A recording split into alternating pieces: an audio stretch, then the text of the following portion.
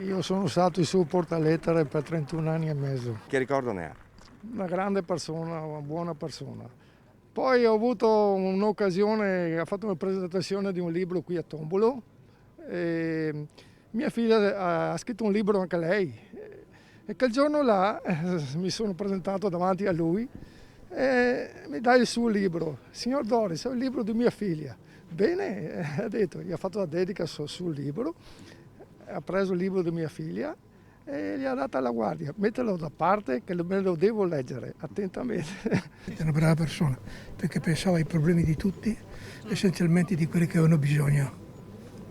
Sono contento perché l'ho conosciuto personalmente, anche se non sto bene perché ho avuto problemi di salute in questo periodo qua, sono venuto volentieri a salutarlo. Come ricordata Ennio Doris? Non Doris, Ennio. Lo ricordiamo. Come dice? Ennio, per noi del Tombo è solo Ennio.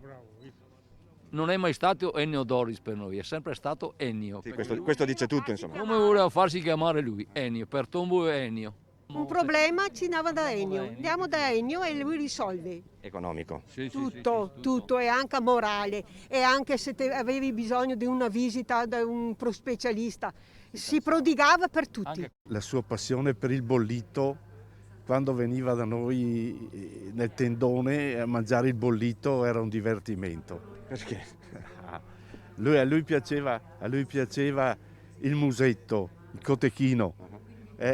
E non vedeva l'ora che venisse la festa di Sant'Andrea proprio in questi giorni. L'avevamo anche invitato proprio in questi giorni e purtroppo siamo qui, ecco, per altri motivi. Era un uomo brillante che ha amato il suo territorio e ha amato il suo paese, perché lui ha voluto essere sepolto nel suo paese.